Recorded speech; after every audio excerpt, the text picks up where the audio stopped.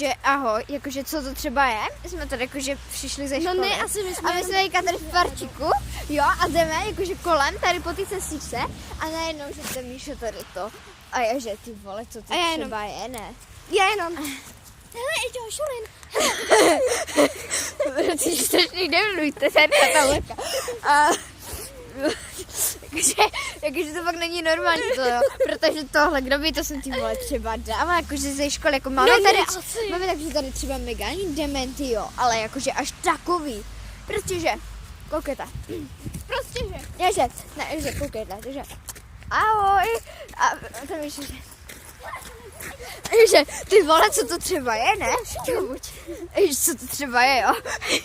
A co to tak třeba megální je, to?